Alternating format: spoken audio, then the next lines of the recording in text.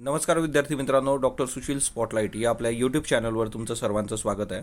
या लेक्चरमध्ये 21 व 22 मार्च 2021च्या चालू घडामोडींचं विश्लेषण आपण बघणार आहोत. तत्पूर्वी कालची जी काही राज्यसेवा पूर्वपरीक्षा झालेली आहे तिच्यामध्ये स्पॉटलाईटचा तुम्हाला झालेला फायदा आणि त्यासंबंधीच्या तुमच्या ज्या काही सकारात्मक प्रतिक्रिया आहे त्याबद्दल मी खूप खूप आभारी आहे. कारण आपण जे काही काम करत असतो त्याचे जर काही पॉझिटिव्ह इम्पॅक्ट येत असतील तर ते आपल्यापर्यंत पोहोचणं फार गरजेचं आहे, जेणेकरून ते काम करण्याची उर्मी जी आहे ते आपल्याला मिळत राहते. So it is like a power booster. स्पॉटलाईटला फॉलो करण्यासाठी डिस्क्रिप्शनमध्ये तुम्हाला टेलिग्रामची लिंक दिलेली आहे. तसंच डॉक्टर सुशील स्पॉटलाईट blogspot.com पण तुम्ही फॉलो करू शकता. सो बेसिकली आजची जी पहिली न्यूज आहे बघा, ती अमेरिका आणि भारत यांचं जे काही संरक्षणामधलं सौख्य आहे किंवा येत्या काळामध्ये संरक्षणामध्ये जे काही काम करणार आहेत त्यासंबंधीची न्यूज आहे.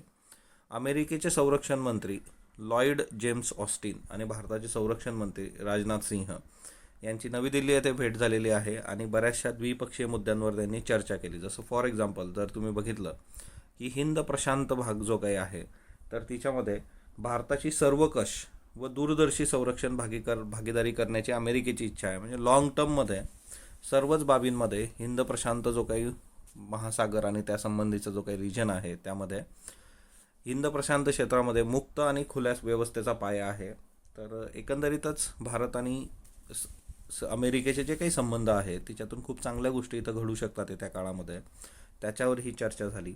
आता भारत अमेरिकेचे आंतरराष्ट्रीय याच्यावर संरक्षणातले संबंध जर बघितले तर जे महत्त्वाचे करार आहेत त्या करारांमध्ये लिमोआ करार, कॉमकासा करार, BECA करार म्हणजे की देशात रसद आदानप्रदान सुसंगता व सुरक्षितता करार जो आहे लिमोआ, संदेश वहन सुसंगता व सुरक्षितता करार जो आहे कॉमकासा आणि मूलभूत आदानप्रदान व सहकार्य करार जो आहे BECA. तर हे ऑलरेडी आपल्या इयरबुकमध्ये सुद्धा दिलेले आहेत आणि आपण वेळोवेळी हे बघितलेले आहेत, लिमोआ, कॉमकासा, BECA. तर हे करार भारत आणि या BECAला आपण बेका असं म्हणायचो बघा, है ना. तर एकंदरीतच हे सगळे करार भारत आणि अमेरिकेत झालेले आहेत. तो येत्या काळामध्ये खूप चांगल्या गोष्टी ज्या आहेत त्या हिंद प्रशांत महासागराच्या रिजनमध्ये आपल्याला मिळतील. आता ही जी ॲस्ट्रोझेनेकाची लस आहे बघा, ऑक्सफर्डची लस जी आहे ॲस्ट्रोझेनेका, तर आता ही जी लस आहे या लसीबद्दल मधल्या काळामध्ये एक इश्यू झाला होता की ही लस घेतल्यानंतर रक्ताच्या गुठळ्या होतात. ओके. आणि त्याच्यामुळं काय झालं होतं की बऱ्याचशा युरोपियन देशांनी या लशीवर स्थगिती आणली होती. परंतु आता यासंबंधी युरोपियन मेडिसिन संस्थेने अहवाल दिलेला आहे की ॲस्ट्रोझेनेकाची लस जी आहे ती सुरक्षित आहे आणि त्याच्यामुळेच मग फ्रान्सने लसीकरण सुरू केलं बघा. आणि फ्रान्समध्ये त्यांनी 55 वर्षावरील नागरिकांचं लसीकरण करण्यासंबंधीचा नियम बनवलेला आहे सध्या तरी. आता याच्यामध्ये जे आहे ऑक्सफर्ड ॲस्ट्रोझेनेकाची लस जी आहे ते ब्रिटनचे पंतप्रधान बोरिस जॉन्सन यांनी घेतले आणि तुमच्यासमोर बोरिस जॉन्सन्स आहेत बघा. बोरिस जॉन्सन हे खूप न्यूजमध्ये ब्रेक्झिटमुळे आलेत. सो ब्रेक्झिटमुळे ही व्यक्ती अजरामर झालेली आहे. म्हणजे येत्या पिढ्यानपिढ्या यांना लक्षात ठेवणार आहे इंग्लंडच्या, due to because of Brexit, कारण ते त्यांनी शेवटपर्यंत तडीस नेलेलं आहे. आता हे ॲस्ट्रोझेनेकाच्या लसचं काम परत एकदा सुरू झालेलं आहे कारण तिला सुरक्षिततेचं प्रमाणपत्र युरोपच्याच संस्थेने दिलेलं आहे. आता बघा खरं तर इम्रान खान यांना करोना ही न्यूज आपल्यासाठी तेवढीशी महत्त्वाची नाही आहे. आपल्याला ह्या न्यूजमधला हा आस्पेक्ट महत्त्वाचा आहे की ब्राझीलमध्ये करोनाने स्थिती बिघडलेली आहे. आता 5 दिवसात जवळपास 9.93 लाख नवीन रुग्ण आढळून आलेले आहेत आणि एकंदरीतच काल म्हणजे आता ही न्यूज जी आहे तर 20 तारखेला 20 मार्च 89,409 रुग्ण आढळून आलेले आहेत. ओके. सो एकंदरीतच ब्राझीलमध्ये मोठ्या प्रमाणावर जे आहे की करोनाचे रुग्ण दिसून येत आहेत. ओके. आता सर्वाधिक बाधित देशांमध्ये ब्राझीलचा अमेरिकेनंतर दुसरा क्रमांक लागतो. तर हेही लक्षात ठेवा की करोनामुळे सर्वाधिक बाधित देश जो आहे तो आहे अमेरिका, त्याच्यानंतर 2 नंबरवर जे आहे ते ब्राझील आहे. आणि हे जे आहे इम्रान खान यांनी चीनची लस घेतली होती आणि दुसऱ्याच दिवशी यांना परत करोना झालेला आहे. तर ऑब्वियसली चीनची लस घेतल्यानंतर काय होणार. दुसरा मुद्दा आहे की श्रीलंकेमध्ये जे काही ॲस्ट्रोझेनेकाची लस आहे बघा की ज्याचा इश्यू झालेला होता युरोपियन कंट्रीजनी की रक्ताच्या गुठळ्या होतात ही लस घेतल्यानंतर, तर श्रीलंकेमध्ये या लसीचे कुठलेही दुष्परिणाम नाहीत असं श्रीलंकन गव्हर्नमेंटनी क्लिअर केलेलं आहे. याच्यामध्ये पण एक इश्यू झाला होता की जवळपास 3 लोकांचा मृत्यू झाला होता. तर त्यांचा हृदयविकाराच्या झटक्याने किंवा अन्य आजारपणामुळे मृत्यू झालेला आहे हे श्रीलंकेने सांगितलं. लसीचा त्याच्याशी काही एक संबंध नाही. कारण भारत असू दे किंवा कुठलाही देश असू दे, आजच्या डेटमध्ये या लोकांना आधी हे सिद्ध करणं अपेक्षित आहे की लस ट्रस्टवरती आहे. म्हणजे तुम्ही जर पेपरचं फ्रंट पेज बघितलं, त्याच्यामध्ये आपले आरोग्यमंत्री तेच सांगतायत. कुणाला कॉल करायचा झाला तर ती लोक पण तेच सांगतायत, है ना. त्या मॅडम सांगत असतात बघा कॉल करताना की लस घ्या, लस चांगली आहे वगैरे वगैरे. दुसरी महत्त्वाची बाब जी आहे की जागतिक वन दिन विशेष जो 21 मार्च होता, 21 मार्च जो आहे तो जागतिक वन दिन आहे.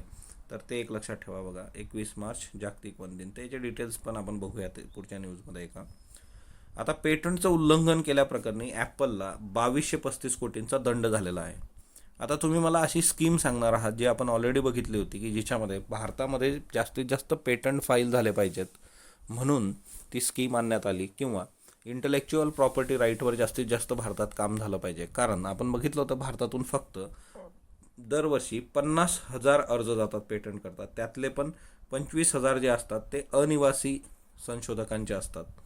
आणि दोन गोष्टी तुम्ही मला सांगणार आहात, योजनेचं नाव आणि दुसरी महत्त्वाची गोष्ट की सर्वात जास्त पेटंट फाईल करणारा देश वर्षाला कुठला आहे, तर तो कमेंट बॉक्समध्ये सांगा. त्याच्यानंतर आता जर तुम्ही बघितलं, मिलिटरी डायरेक्ट यांनी एक अहवाल दिला आहे आणि कुठलं जगातलं लष्कर जे आहे ते सामर्थ्यवान आहे, तर त्याची टॉप 5 लष्करी शक्ती त्यांनी सांगितलेल्या आहेत. तिच्यामध्ये सर्वात ताकदवर किंवा सर्वात सशक्त लष्कर जगातलं चीन 1 नंबरवर आहे, अमेरिका 2 नंबरवर, 3 नंबरवर रशिया, 4 नंबरवर भारत, 5 नंबरवर फ्रान्स आहे. तो भारताचा क्रमांक 4था आहे.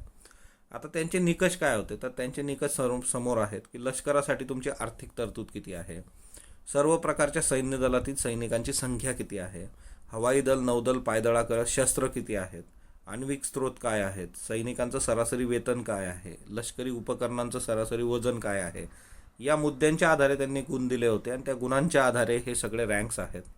सगळ्यात महत्त्वाचं जे आहे की जर तुम्ही लष्करासाठीची आर्थिक तरतूद बघितली तर सर्वात जास्त खर्च जो आहे तो US अमेरिका करतो बघा. तरी पण अमेरिका जे आहे 2 नंबरवर, कारण ह्या बाकीच्या गोष्टी पण तिथं आहेत. ओके, सो ती एक बाब लक्षात ठेवा.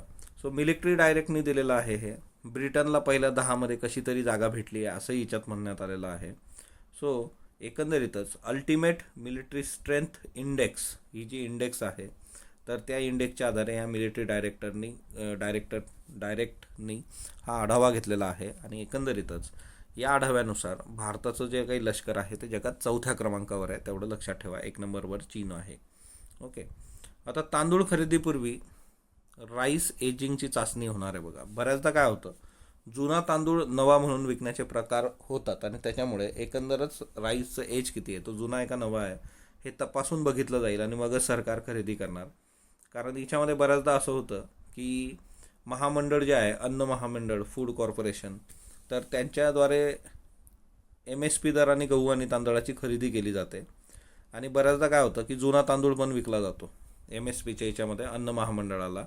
ओके, आणि त्याच्यामुळे अशी फसवणूक होऊ नये शासनाची, त्याच्याकरता मग आता राईस एजिंग असणार आहे. राईस एजिंगचं जे काही सध्या आता चाचण्या चालू आहेत त्या आंध्र प्रदेशमध्ये चालू आहेत आणि लवकरच त्या पूर्ण भारतात करण्यात येईल, है ना. तर ते एक लक्षात ठेवा की याची सुरुवात जी आहे ती आंध्र प्रदेशमध्ये आहे. राईस एजिंगवर काम जे चालू आहे आणि चाचण्या चालू आहेत, तर येत्या काळात पूर्ण भारतामध्ये ते केलं जाईल.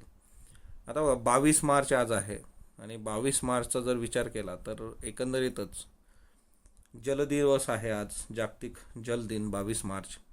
जागतिक जल दिन जो आहे तो 22 मार्च 1993 पासून साजरा होतो बघा. 1993 तेव्हापासून साजरा केला जातो आणि एकंदरच याची जी 2021ची थीम आहे, ती जर थीम तुम्ही बघितली तर व्हॅल्यूइंग वॉटर अशी थीम आहे बघा. व्हॅल्यूइंग वॉटर म्हणजे काय, पाण्याचं जे काही किंमत आहे ती ठेवा, म्हणजे किंमत इन द सेन्स की बाबा त्याची व्हॅल्यू, त्याचं महत्त्व जे आहे ते आपल्याला टिकवता आलं पाहिजे, ते समजून घेतलं पाहिजे, इम्पॉर्टन्स ऑफ वॉटर. ओके, तो हा एक खूप महत्त्वाचा मुद्दा आहे आणि एकंदर सस्टेनेबल डेव्हलपमेंट गोल्स 2030चा जर विचार केला तर तिच्यामध्ये व्हॅल्यूइंग वॉटर हा एक क्रक्स असणार आहे. पाणी आहे ना, जल हे जीवन आणि त्या सगळ्या गोष्टी. सो 22 मार्च जागतिक जल दिवस 1993 पासून साजरा होतो. दरवर्षाची आपली एक संकल्पना असते, 2021ची संकल्पना आहे व्हॅल्यूइंग वॉटर. ओके, त्याच्यानंतर इंटरनॅशनल डे ऑफ फॉरेस्ट है ना, 21 मार्चला असतो बघा. तर हा 2012 पासून साजरा केला जातो. आंतरराष्ट्रीय वन दिवस जे आहे तर तो 2012 पासून साजरा होतो, 21 मार्चला असतो. आणि याची जर तुम्ही थीम बघितली तर 2021ची जी थीम आहे, संकल्पना तुम्ही लक्षात घेतली पाहिजे. ती संकल्पना आहे forest restoration, a path to recovery and wellbeing. म्हणजे जे काही जंगलं आहेत त्यांचं संवर्धन करणं, रिस्टोअर करणं आणि रिकव्हरी अँड वेलबिंग. मग ती सिंपल आहे की तुम्ही जर जंगलांचं रिस्टोरेशन करत असाल तर त्या केसमध्ये त्याची जी रिकव्हरी आहे की एकंदरच संसाधनांच्या बाबतीमध्ये जो काही लॉस आहे तो भरून निघू शकतो, रिकव्हरी आणि वेलबिंग, तर सर्वांसाठी ते चांगली बाब असेल, इन्क्लुडिंग एन्व्हायरमेंट. ओके. नेक्स्ट म्हणजे आहे नृत्यांगना लक्ष्मीप्रिया मोहोपात्रा. आता बघा, नृत्यांगना लक्ष्मीप्रिया मोहोपात्रा जे आहे त्यांचं निधन झालेलं आहे. एकंदरीतच ओडिसी नृत्यांगना होत्या त्या. ओके. तर हे एक लक्षात ठेवा. वय वर्ष 86. आता सिंपली आपल्याला विचारलं जाऊ शकतं की लक्ष्मीप्रिया मोहोपात्रा कुठल्या नृत्याशी संबंधित आहेत, तर ओडिसी नृत्याशी संबंधित आहेत. अशा पद्धतीचा पण प्रश्न येऊ शकतो. आणि तुमचं काम आहे की सगळे क्लासिकल डान्सेस जे आहे ना, ते प्रत्येकाने करून ठेवा. बघा, क्लासिकल डान्स ॲज वेल ॲज जे काही राज्यानुसार फॉक डान्स आहेत तेही तुम्ही बघून ठेवणं अपेक्षित आहे. मध्यंतरी आपण 2 बघितले होते बघा, कथकली बघितलं होतं, मोहिनी अट्टम बघितलं होतं, त्याचे डिटेल्स बघितले होते. सो हे करून ठेवणं फार गरजेचं आहे, महत्त्वाचं आहे. त्याच्यानंतर गुरुत्वीय खगोलशास्त्रामध्ये भारताचा उदय अशी ही एक न्यूज आहे, कारण GMRTच्या माध्यमातून सदस्य बनलेला आहे भारत. आता ज्या काही गुरुत्वीय लहरी असतात बघा, है ना, तर या गुरुत्वीय लहरी शोधण्याचं काम करणारी जी काही संस्था आहे, आंतरराष्ट्रीय पल्सर कालमापन रचना गट, international Pulsar timing array, INPTA. आता याचा भारत पूर्णपणे सदस्य झालेला आहे आणि ही आपली एक खूप महत्त्वाची अचिव्हमेंट आहे, आंतरराष्ट्रीय पल्सर कालमापन रचना गट. आता याच्यामध्ये आपण गेल्यामुळे काय होतं, सगळ्यात पहिली गोष्ट येते की हे गुरुत्वीय लहरी प्रकरण काय असतं. तर गुरुत्वीय लहरी काय असतं ना, की स्पेस अँड टाईम याच्या पटलावरच्या लहरी ज्या असतात त्या गुरुत्वीय लहरी असतात. तर हे एक लक्षात ठेवा.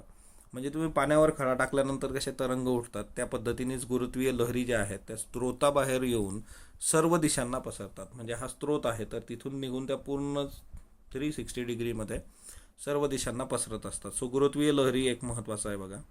आता भारत याचा सदस्य देश बनला. आता हे गुरुत्वीय लहरी शोधत असतात. आता याच्यामध्ये दुसरा जो प्रोजेक्ट आहे जो तुम्हाला माहीत आहे तो म्हणजे काय की याच्यामध्ये आपण जे काही मधल्या काळामध्ये हिंगोलीला जो काही हे केलेला आहे बघा, तर त्याचा जर विचार तुम्ही केला तर ह्या ज्या गुरुत्वीय लहरी असतात तर लिगो डिटेक्टर जे काय आहेत, लिगो डिटेक्टर याला डिटेक्ट करू शकत नाही. त्याचं रिझन असं आहे की एकंदरच ह्या कमी वारंवारितेच्या म्हणजे त्याची फ्रिक्वेन्सी फार कमी असते आणि त्याच्यामुळे लिगो याला शोधू शकत नाही. याला नॅनो हर्ट्स गुरुत्वीय लहरी असं म्हटलं जातं आणि त्याच्याकरता मग एक वेगळी यंत्रणा आपल्याला लागते. आता ह्या जर गुरुत्वीय लहरी तुम्ही शोधल्या तर काय होतं, गुरुत्वीय लहरींचा शोध जेव्हा लागला तेव्हा विश्वाच्या उत्क्रांतीचा उलगडा होऊ शकतो. सूर्यमालेतले जे काही घटक आहेत त्यांच्या कक्षा असतील, वस्तुमान असतील, त्याच्याबद्दलची नवीन माहिती मिळू शकते. दुसरी महत्त्वाची गोष्ट आहे की खगोलशास्त्राबद्दलची खूप वेगळी माहिती की जी आजवर आपल्याला नव्हती ती इथून आपल्याला मिळण्याचे चान्सेस आहेत. मग भविष्यामध्ये नॅनो हर्ट्स असेल किंवा गुरुत्वाकर्षण खगोलशास्त्रात असेल, भारताचं महत्त्वपूर्ण योगदान याच्यातून मिळू शकतं. सो आता एक लक्षात ठेवा की भारत या पर्टिक्युलर संस्थेचा सदस्य झालेला आहे, इंटरनॅशनल पल्सर टायमिंग ॲरे, आणि एकंदरीतच गुरुत्वीय लहरी शोधण्यासाठी ही काम करते. तेवढा एक जरी लक्षात ठेवलं तरी मोर दॅन इनफ आहे. महिलांवरील अत्याचाराच्या घटनांमध्ये वाढ अशी ही ॲक्च्युली न्यूज आहे, पण खरं तर तुम्ही जर बघितलं ते न्यूजचं हेडिंग चुकीचं आहे. 2018 आणि 19चं जे काही सगळं अहवाल दिलेला आहे इथं, क्राईम इन महाराष्ट्र. आता याच्यात दिसतंय की 3,46,000 गुन्हे 2018मध्ये होते, ते 3,41,000 19मध्ये होते. म्हणजे ओव्हरऑल जर तुम्ही बघितलं गुन्हे झालेले आहेत कमी. हां, एखाद्या गुन्ह्यामध्ये जर वाढू महिलांवरचे अत्याचार, आता इथे बघा 35,000 होते, हे 37,000 झालेले आहेत. ओके. मग आता याच्यामध्ये टिपिकल जे आहे की ही जर न्यूज बघितली तर इथं वाढ आहे. त्याच्यानंतर अनुसूचित जातींवरील अत्याचार, मग याच्यामध्ये वाढ झालेली आहे. सो एकंदर हा जो खून, दरोडा, याच्यामध्ये बऱ्याच गोष्टी, पण त्याच्यामध्ये टिपिकल महिलांचा जर हे घेतला तर त्याच्यात तुम्हाला झालेली वाढ दिसून येते इथं. तर ती एक गोष्ट लक्षात ठेवा. ओके. आणि खरं तर हे रेग्युलरच आहे. राष्ट्रीय दिनदर्शिकेचा आज नववर्षारंभ दिन आहे. म्हणजे आपली जी काही राष्ट्रीय दिनदर्शिका आहे की पंडित जवाहरलाल नेहरूंनी डॉक्टर मेघनाथ सहा यांच्या अध्यक्षतेखाली एक कमिटी स्थापन केली होती बघा. आणि त्या कमिटीने एक दिनदर्शिका दिली आपल्याला, जी आपण 22 मार्च 1957 पासून लागू केली. कमिटीचे अध्यक्ष लक्षात ठेवा, डॉक्टर मेघनाद सहा. ओके. आता हे जे आपलं राष्ट्रीय दिनदर्शिका आहे, या राष्ट्रीय दिनदर्शिकेचं जर बेसिक बघितलं तर एकदा UPSC प्रिलिम्समध्ये हा प्रश्न येऊन गेलेला आहे. ओके. तर हे एक लक्षात ठेवा, UPSC प्रिलिम्समध्ये हा प्रश्न आलेला आहे. साक इरा असं म्हटलं जातं याला. जो नॅशनल कॅलेंडर ज्याच्यावर बेस्ड आहे ते साक इरावर बेस्ड आहे. चैत्र हा त्याचा पहिला महिना असतो. नॉर्मली 365 दिवस असतात. 22 मार्च 1957 आपण हे जे कॅलेंडर होतं ते ग्रिगोरियल कॅलेंडर बरोबर जे होतं ते ऑफिशियल पर्पज करता आपण लागू केलं होतं. आणि याच्यासाठी मग कशासाठी आहे हे, gazette of India, news broadcast by All India Radio, त्याच्यानंतर calendars issue by government of India, then government communication address to the member of public. म्हणजे शासकीय स्तरावर ज्या काही गोष्टी होतात त्या सर्वांसाठी हे फार फार महत्त्वाचं आहे. तो एक महत्त्वाचा आस्पेक्ट आहे. त्याच्यानंतर आता 1 चैत्र जो असतो तो 22 मार्चला नॉर्मली येतो आणि 21 मार्चला लीप इयरमध्ये येतो. हे MCQ करता लक्षात ठेवा. ओके. त्याच्यानंतर 2033मध्ये राज्यामध्ये म्हणजे महाराष्ट्रामध्ये तापमान मोठ्या प्रमाणात वाढू शकतं अशी न्यूज आहे. महाराष्ट्रात 2050पर्यंत सरासरी तापमानात 0.5 ते 2.5 अंश सेल्सिअस एवढी वाढ होऊ शकते. 2033 नंतर ही वाढ जी आहे ती प्रकर्षाने जाणवणार आहे. त्याच्यामुळे ज्वारी, बाजरी, ऊस, गहू, तांदूळ अशी जी राज्यातली प्रमुख पिकं आहेत त्यांच्या उत्पादनावर निगेटिव्ह इम्पॅक्ट होऊ शकतो असा एका संशोधनात आलेला आहे. आणि हे जे संशोधन आहे प्युअर अँड अप्लाइड जिओफिजिक्स असं हे संशोधन आहे. सो बेसिकली 2033 नंतर महाराष्ट्रात तापमान वाढ होऊ शकते. आता फिलिपाईन्स आणि चायना यांच्यामध्ये परत इश्यू सुरू झालेले आहेत आणि इश्यू जे आहेत ते दक्षिण चिनी समुद्रासंबंधीचे आहेत. आता साऊथ चायना सीमध्ये मोठ्या प्रमाणावर चीनने घुसखोरी केलेली आहे. त्यातल्या त्यात आता 200 मिलिटिया बोट्स तिथं उभ्या करून ठेवलेल्या आहेत आणि त्याच्यामुळे मग फिलिपिन्सने परत ऑब्जेक्शन घेतलेलं आहे. तर हा वाद काय लगेच सुटण्यासारखा नाही आहे, कारण एकंदरीतच सगळ्या गोष्टींवर अतिक्रमण करत चायना जात आहे साऊथ चायना सीमध्ये. तर बघूया त्या काळात कशा पद्धतीने गोष्टी होतात. दुसरा एक खूप महत्त्वाचा आस्पेक्ट इथं आहे आजच्या याच्यामध्ये, तो म्हणजे काय की महिला ज्या आहेत त्या अनपेड वर्क ज्या करतात, म्हणजे घर सांभाळणं, मुलांना मोठं करणं, घरातली एकूण एक गोष्ट, तर ते अनपेड वर्क आहे. तर मग त्या अनपेड वर्कसाठी गव्हर्नमेंटने काय केलं पाहिजे, कारण एकंदरीतच हे सगळं कशातून होतं तर पॅट्रियार्कीमधून होतं, पुरुष सत्तात्मक समाजातून ह्या सगळ्या गोष्टी घडत असतात. मग आता एकंदरीतच आता याच्यासाठी गव्हर्नमेंटने काय केलं पाहिजे, तर याच्यामध्ये फार महत्त्वाचे मुद्दे आहेत. एक तर की तुम्ही महिलांवरचं बर्डन कमी केलं पाहिजे, इम्प्रूव्हिंग टेक्नॉलॉजी, म्हणजे for example better fuel for cooking, म्हणजे साधी गोष्ट आहे की तंत्रज्ञान वापरा, महिलांवरचं बर्डन कमी करा, हा पहिला मुद्दा. दुसरं म्हणजे त्यांना चांगल्या पायाभूत सुविधा द्या, better infrastructure. So water at door step, म्हणजे महिलांना पाणी घ्यायला बाहेर पडायची गरज पडू नये, तुम्ही त्यांना नळाचं कनेक्शन द्या आणि तिथं पाणी द्या, हा एक महत्त्वाचा मुद्दा आहे. त्याच्यानंतर shifting some unpaid work to the mainstream economy, म्हणजे child care, care of the disable, care of the chronically sick. बऱ्याचदा असं होतं की घरामध्ये लहान मुलं आहेत किंवा एखादी आजारी व्यक्ती आहे किंवा एखादी अपंग किंवा दिव्यांग व्यक्ती आहे, त्यांच्या काळजीसाठी किंवा त्यांची केअर घेण्यासाठी है ना, हे जे काम आहे जे घरातल्या महिलांवरच येतं, तर ते मेनस्ट्रीम इकॉनॉमीमध्ये शिफ्ट करणं गरजेचं आहे. त्याच्यानंतर बेसिक सर्व्हिसेस दिल्या गेल्या पाहिजे, जिच्यामध्ये हेल्थ आहे, ट्रान्सपोर्टेशन आहे ना, स्वास्थ्यासंबंधी. तर ह्या गोष्टी पण तुम्ही केल्या पाहिजेत. सो गव्हर्नमेंटचं हे काम आहे की त्यांनी याच्यावर अशा पद्धतीने वर्क केलं पाहिजे. ओके. आता दुसरा एक महत्त्वाचा मुद्दा आहे की अनपेड वर्क आणि इकॉनॉमीचा जर तुम्ही विचार केला तर आपण GDP मोजतो बघा, GDP मोजतो, तर GDP मोजत असताना एक महत्त्वाची गोष्ट आहे की हे अनपेड वर्क आहे, त्याच्यामुळे हे GDP तुम्ही घेऊच शकत नाही. मग हा एक फार महत्त्वाचा मुद्दा आहे, कारण ज्या काही सर्व्हिसेस प्रोव्हाइड केल्या जातात महिलांद्वारे डोमेस्टिक लेवलला, तर त्या गोष्टी याच्यामध्ये येत नाही. तर त्याच्यामुळे येत्या काळामध्ये हाऊसहोल्ड सेक्टर जो आहे तो इकॉनॉमीमध्ये तुम्ही त्याला एक स्थान दिलं पाहिजे की प्रॉपरली हाऊसहोल्ड सेक्टर असं म्हणून. मग ह्या सगळ्या अनपेड वर्कला कशा पद्धतीने GDPमध्ये तुम्ही आणू शकता, तो एक महत्त्वाचा मुद्दा केला पाहिजे, कारण ही एक प्रकारची सेवा आहे आणि ती दुर्लक्षित होते आहे इकॉनॉमीच्या बाबतीमध्ये. तर तो एक खूप महत्त्वाचा मुद्दा आहे. सो मॅक्रो लेवलला तुम्ही ह्या गोष्टी करणं गरजेचं आहे.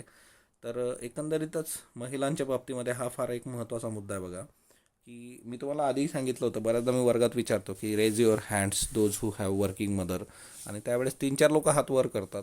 मग आपली बाकीची जी मंडळी आहे की ज्यांची आई जॉब नाही करत, बाहेर जाऊन है ना एखादा जॉब करत नाही आहे, तर मग ती हाऊसवाईफ म्हटलं जातं आणि मग ती कामच करत नाही. असा एक हे जो आहे की काम करणं म्हणजे काय की ज्याचा मोबदला पैसे म्हणून मिळतील असं, तर ते मुद्दे आहेतच शेवटी. सो हा एक खूप महत्त्वाचा आस्पेक्ट तिच्यातला होता, तो एक लक्षात ठेवा. त्याच्यानंतर भारतीय संघ जो आहे पिस्तूल प्रकारात अव्वल ठरला आहे बघा, आणि नेमबाजीचा विश्वकरंडक चालू आहे. त्या विश्वकरंडकामध्ये तुम्ही जर बघितलं तर भारत अव्वल स्थानी आहे बघा, 3 सुवर्ण, 3 रौप्य आणि 2 ब्रांज. आता याच्यामध्ये फार महत्त्वाचं आहे की भारतीय ज्या एक टिपिकल प्रकार आहे बघा या पिस्तुलाच्या याच्यामध्ये, स्किट म्हणून प्रकार आहे. या स्किट स्पर्धेमध्ये भारताचा आतापर्यंतचा परफॉर्मन्स तितकासा चांगला नव्हता, परंतु गॅनेमात शेखान नावाचं प्लेयर आहे बघा आपल्याकडं, महिला क्रीडापटू की जे नेमबाज आहे, गॅनेमात शेखान. ओके, आणि तिने तिच्यामध्ये ब्रांज पदक जिंकलं आहे आणि असं करणारी ती पहिली भारतीय महिला नेमबाज ठरलेली आहे. गॅनेमात शेखान स्किट प्रकारामध्ये पहिल्यांदाच ब्रांज पदक आणि पहिलं पदक मिळवणारी महिला. सो एकंदरीतच बाकी मनू भाकर तुम्हाला माहीत असेल, त्याच्यानंतर आपला जो सौरभ चौधरी आहे, तर यांच्याबद्दल बाकीची पण लोक आहेत. यशस्विनी देसवालनी पण खूप महत्त्वाचं मेडल जिंकलेलं आहे की समोर तगडा प्रतिस्पर्धी असताना त्याला हरवलेला आहे. सो एकंदरच जो काही करंडक चालू आहे नेमबाजीचा, त्याच्यात भारत आता टॉपला आहे. ते सगळ्या गोष्टी झाल्यानंतर आणि भारताचा खूप चांगला परफॉर्मन्स असतो बघा ह्या सर्व याच्यामध्ये. T20 मालिका जी आहे ती भारताने जिंकलेली आहे बघा, आणि एकंदरच मालिकावीर जो आहे तो विराट कोहली आहे, आणि शेवटच्या मॅचमधला जो हे होता तो आय थिंक भुवनेश्वर है ना. सो बेसिकली मालिकावीर इंग्लंड विरुद्ध आपण जिंकलेलो आहे बघा, 3-2 हा आपण जिंकलेला आहे. 19 मार्च 2021चे प्रश्न बघा. हडप्पातील लिपीचा उलगडा जेम्स प्रिन्सेपने केला होता, हे चुकीचं आहे. हडप्पातली लिपी आजपर्यंत उलगडलेली नाही आहे. अशोकाचे शिलालेख जेम्स प्रिन्सेपने केले होते आणि उलगडा झालेला नाही, तर हे चुकीचं आहे. ब्रह्मीचा झालेला आहे तो जेम्स प्रिन्सेपने केला होता. सो दोन्ही स्टेटमेंट चुकीचे आहेत. ऑक्टोबर 2020 ते सप्टेंबर 2021 या काळात करोनामुळे दुर्लक्षित आरोग्य सेवांमुळे कोणत्या देशात सर्वाधिक मातामृत्यू व बालमृत्यू होऊ शकतात, तर तो भारत आहे बघा. रशियाने 2016 ते 20च्या दोन्ही अमेरिकन अध्यक्षपदाच्या निवडणुकीत सायबर घुसखोरी केली होती, बरोबर. जो बायडन यांच्या प्रशासनाने प्रथमच रशियावर मर्यादित निर्बंध लावलेले आहेत. ओके, तर दोन्ही बरोबर आहे. नॉर्ड स्ट्रीम 2 काय आहे? नैसर्गिक वायुवाहिनी आहे. जुन्या वाहनांसाठीच्या धोरणाबद्दल बिनचूक विधान निवडा. मोटार वाहन कायद्याअंतर्गत धोरण जाहीर झालं, बरोबर. 15 वर्ष जुन्या खाजगी वाहनांची नोंदणी, 15 नाही, आणि 20 वर्ष जुन्या व्यावसायिक, तर 15 वर्ष व्यावसायिक आणि 20 वर्ष जे आहे ते खाजगी वाहन. सो दोन्ही स्टेटमेंट खालचे चुकीचे आहेत, फक्त याच्यामधलं योग्य आहे. 20 मार्च बघा. वॉलेट बोट हे मोबाईल व वॉलेटची आठवण करून देणारे स्मार्ट वॉलेट आहे. वॉलेट बोट ISO 9001 प्रमाणित आहे. फक्त अयोग्य, योग्य, अबयोग्य यापैकी नाही. वसंत कानेटकरांच्या बाबत बिनचूक विधान निवडा. मत्स्यगंधा हे त्यांनी लिहिलेले संगीत नाटक आहे. घर व पोरका ही त्यांची गाजलेली नाटके आहेत. 1950 नंतर मराठी रंगभूमीला टिकवून ठेवण्यात मोलाची भूमिका बजावली. फक्त फक्त क, क. द गोपीचंद फॅक्टर हे पुस्तक कोणी लिहिले आहे? पुलेला गोपीचंद, अभिजित बॅनर्जी, मॉर्गेल हाऊजेल, सायना नेहवाल. जागतिक भूक निर्देशांक 2020 मध्ये भारताचा क्रमांक कितवा आहे? 102, 95, 100, 94. सबका विश्वास ही योजना कशाशी संबंधित आहे? वैश्विक भाईचारा, शैक्षणिक समता, महिला बचत गट, कर सवलत. याचे उत्तर तुम्ही कमेंट बॉक्समध्ये देणार आहात. स्पॉटलाईटला जो तुम्ही प्रतिसाद देत आहात त्याबद्दल मी आपला आभारी आहे. स्पॉटलाईटला लाईक करा, शेअर करा, सबस्क्राईब करा. धन्यवाद विद्यार्थी मित्रांनो.